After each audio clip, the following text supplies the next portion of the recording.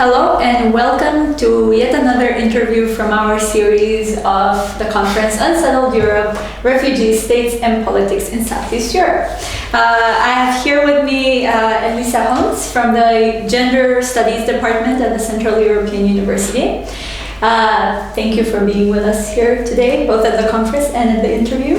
Thanks for having me.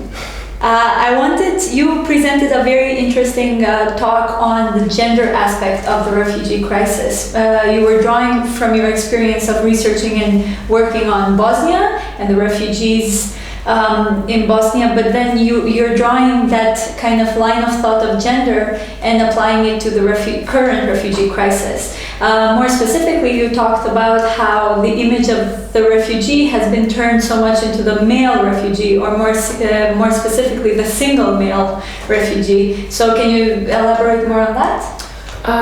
So a lot of what I was saying really comes out of the analysis from my former research on women's activism and the politics of nationalism after the war in Bosnia and Herzegovina, which has to do also with refugees, but I was really more looking at the relationship between gender and war and the relationship between gender and nation, where men are really given the sort of active roles.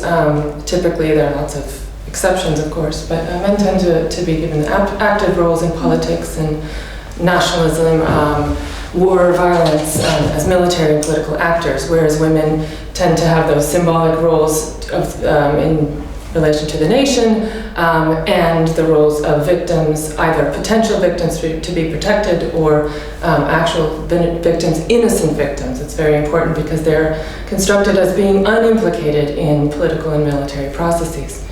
And so it's that framework that really struck me when the long summer of migration started happening in 2015 into 2016, when people started really obviously judging refugees by through a gendered lens. So especially single male refugees were deemed illegitimate. They couldn't possibly be refugees because refugee implies innocence and unimplicatedness and victimhood, vulnerability. And this could not be associated with a man, especially not a single man and single men are then not seen as being part of families and extended families that make decisions about migration. And it also erases the vulnerability that men have in war zone. Because they are seen as military or potentially military actors, they're more likely to be killed or stopped at checkpoints and abused. Of course, they're vulnerable in different ways than women and children are. But the discourse has really become about the threat of the male migrant as either a threat as a terrorist, political military actor, or a sexual threat to European women, especially after what happened in Cologne. And that's why the figure of the male migrant as a kind of the othered Oriental Muslim culture then gets painted with the brush of being oppressive to women, homophobic, everything that Europe is not. So Europe becomes this bastion of goodness, tolerance, progressive values, and that boundary between Europe and others is really solidified in ways that we saw during the Balkan, during the Bosnian War, and the way in which people analyzed things like sexual violence in war, the way in which women's activists positioned themselves, the way in which male victims of sexual violence do not feel comfortable coming out and speaking as much, and how that's really silenced in narratives of the nation. So I really see a lot of continuity in there, even though it's a very changed context and we're talking about different sorts of others. I would like to maybe focus a little bit more on this aspect of the male refugee as the attacker of Europe.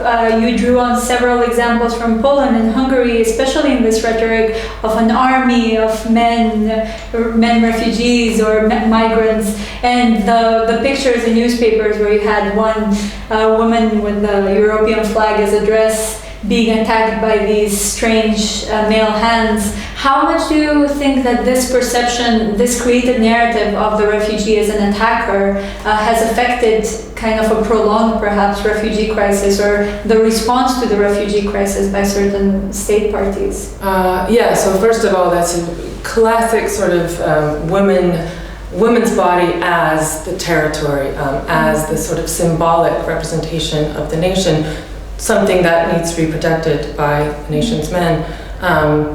It's a classic trope in the literature on gendered nationalism, the feminist critique of nationalism. That was a magazine cover from a Polish magazine from February 2016, where, yes, Europe is a white, blonde woman, it's very important, draped in the EU flag, and she's being attacked by visibly hairy and swarthy looking arms, which are obviously, and I mean, even if it wasn't obvious, the caption says, I don't have it in front of me, but it's Islamic violence against Europe. So it was very, very obvious. And your question is how that affected the policy, the responses of people. Because there were similar aspects to the campaign in Hungary to encourage the population to vote in the referendum against European quotas for migrants, for refugees, and asylum seekers, which Hungary's been resisting.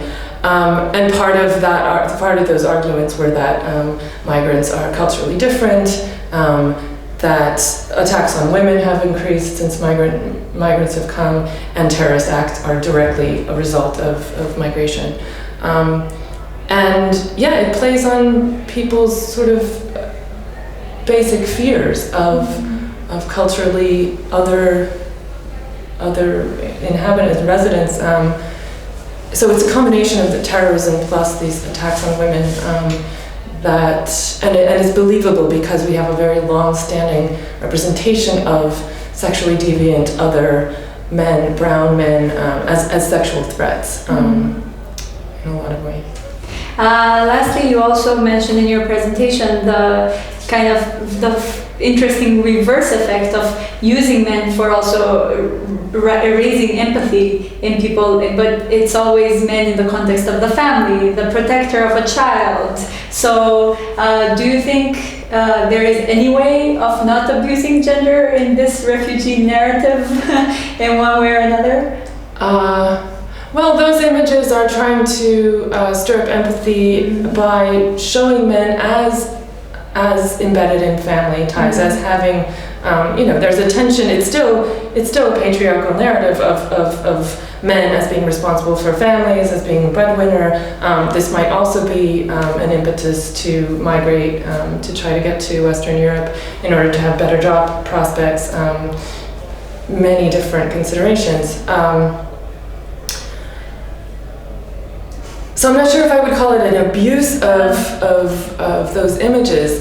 It's really trying to put men in a different position, but it doesn't do anything to change people's associations, where we have these very, very stark differences in gender roles in relation to nation and in relation to war, and that's really what I'm trying to work out and work with and point out.